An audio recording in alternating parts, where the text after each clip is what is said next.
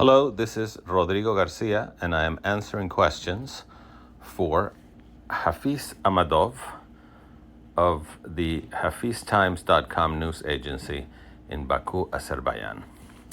Question 1. What was your first thought when you knew that you were writing to you from Azerbaijan from an interview? I was, of course, pleased and flattered, and I'm happy that you're interested in my work and in my, obviously my father's work.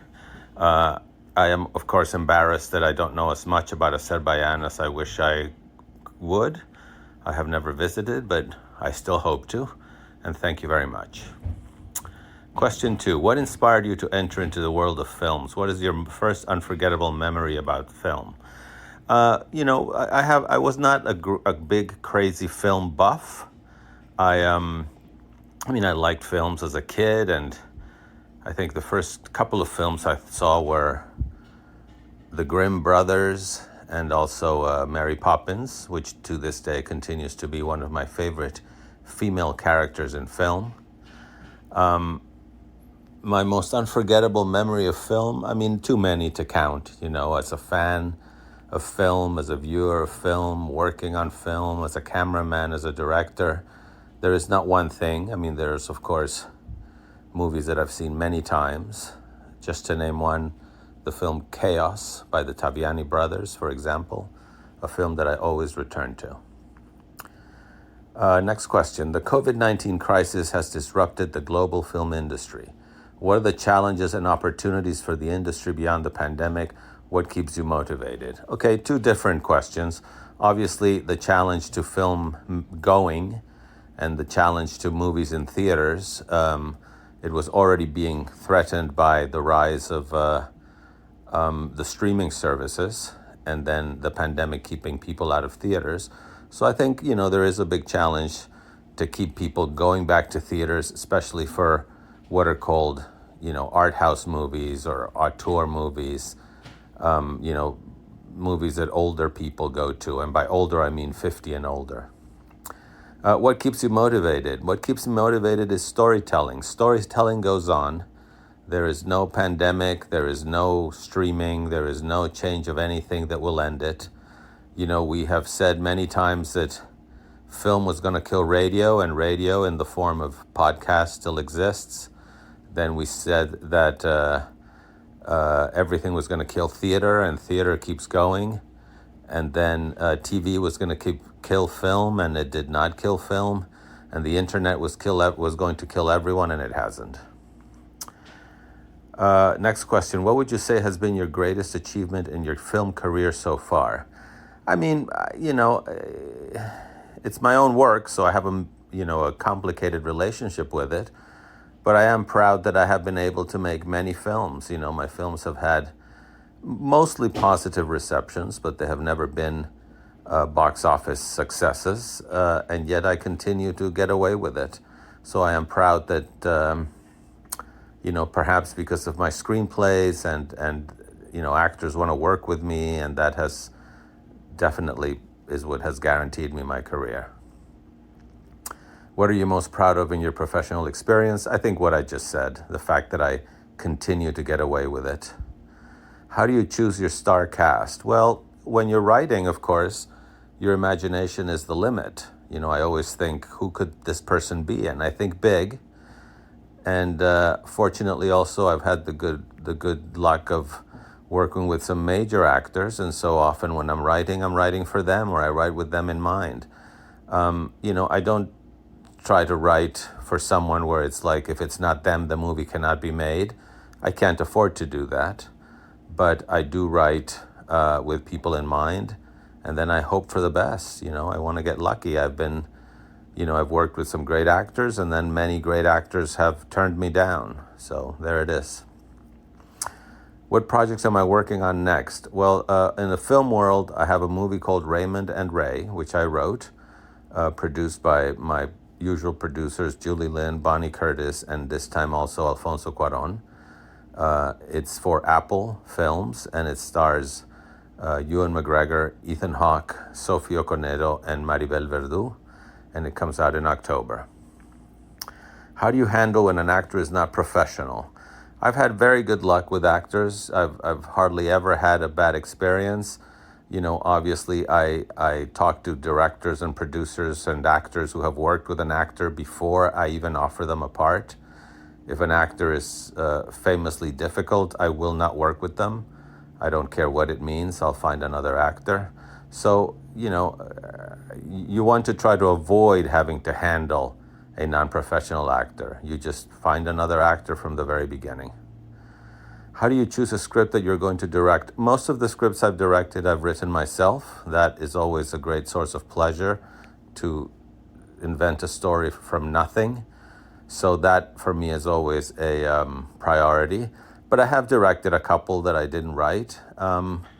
Usually it's the interpersonal conflicts of the characters.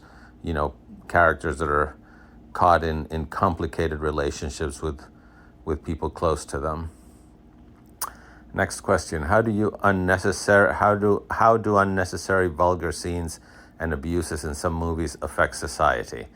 That is hard to say. I think obviously gratuitous violence, is not good, but on the one hand, there are also movies that are violent entertainment and which are enjoyable. There are movies like Tarantino's movies, which are very violent. Part 2.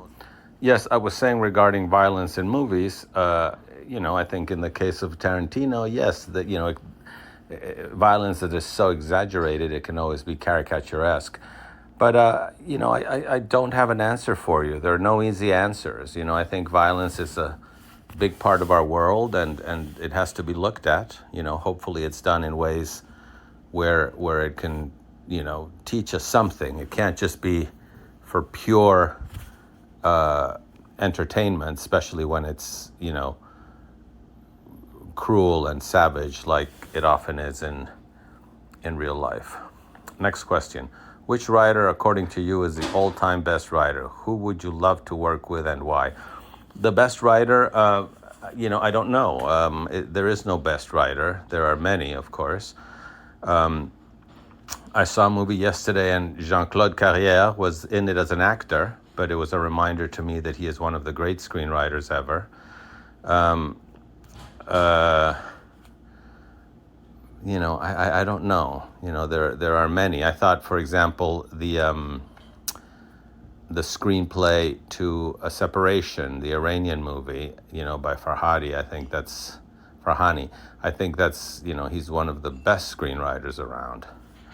Who would you love to work with and why? So many people, especially actors that I admire. It's hard to say, but I think Jared Leto is a great actor. Anthony Hopkins. So many. I couldn't even. Meryl Streep. Any book on which you would like to make a movie? I've tried to make a couple of adaptations, and I find them very hard, and ultimately I find them less fulfilling than making my own original script. So generally, no. I would rather stick to writing my own scripts. Name 3 countries where you would love to make films. I would like to make films in countries that I know very little about, like Azerbaijan, for example, or Mongolia, or Sub-Saharan Africa. I don't know. I would love to make a film there. Name 3 underrated movies.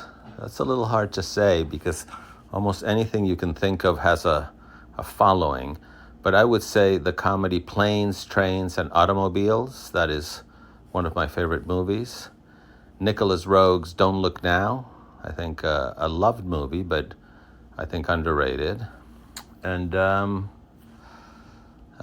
are the only ones I can think for now. Do you try to motivate your actors to perform better? If yes, how? Actors are, in my opinion, extremely motivated people. They read scripts with incredible attention. With when they have a lot of questions, it's because they have read, they have thought, they have felt. Any good script will stimulate their imagination. So I think most actors come to set very prepared. And how do I motivate them? I think by giving as little direction as possible. I give direction when, an actor is, needs something, or I want to try something, but mostly, you want actors, like all artists, work from their imagination and from their subconscious. And so you want to stay out of the way as much as you can. But if something occurs to me that can be tried, that's how I motivate it.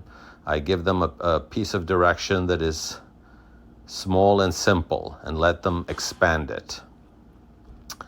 Next question. If you could go back in time and talk to your 10-year-old self, what advice would you give him to start learning to write screenplays earlier? I didn't start sooner. I didn't start writing screenplays till I was in my mid-30s. I wish I would have started when I was 18.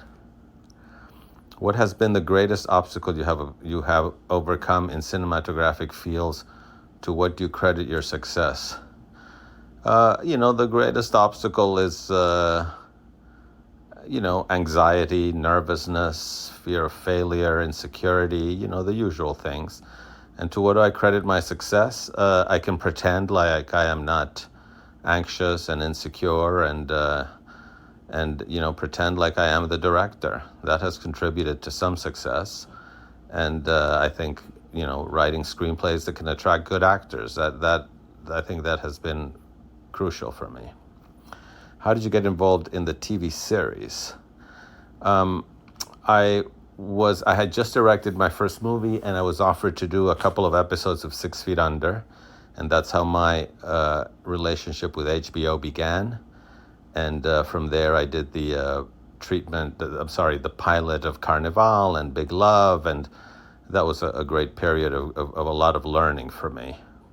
What is your most successful TV series for you that I have worked on? I mean, I did not direct the pilot of The Sopranos, and I did not direct many episodes. I only did one, but I thought that was a great series to work on. Very well written, great actors, great situations, very dramatic, very funny. What is the secret success of In Treatment? The secret of the success? Well, it's based on the Israeli series Betty Pool, and it did what many had tried before and had not succeeded in, which is making a show about therapy. And I think they made two decisions that were crucial. First of all, to do it every day of the week so that we always came back to the Monday patient on Mondays and the Tuesday patient on Tuesdays, etc. And then the therapist on Fridays went to his therapist. And that, of course, revealed a lot of what was going on. And overall, to center the series around the therapist and his own dramas, his own failings. I think that was the secret of Betty Pool, which I stole from to make In Treatment. Which film has changed your life? No film has changed my life. Films have moved me, pained me, made me laugh, helped me escape life, but nothing has influenced me more than my parents, my children, my brother, my wife. What's the best thing anyone has said to you? Papi, I love you. What advice would you like to give to aspiring filmmakers? Shoot a lot, as much as you can. Start writing soon. Don't be lazy. Write on your computer, shoot on your phone, edit on your computer. Get going. We would like to know your opinion about Baku, Azerbaijan. Would you like to visit? Unfortunately, I don't have an opinion except my great curiosity. I have never been, and I would love to go. Which of your films would you recommend to young people? Oh my God, that's a tough one. I think the one that's coming out, perhaps, Raymond and Ray. It'll be out in the fall. It's a script that I wrote with Ethan Hawke and Ewan McGregor. What would you like to tell the youths of Azerbaijan? Work hard, don't give up on your dreams, work hard, and then work hard.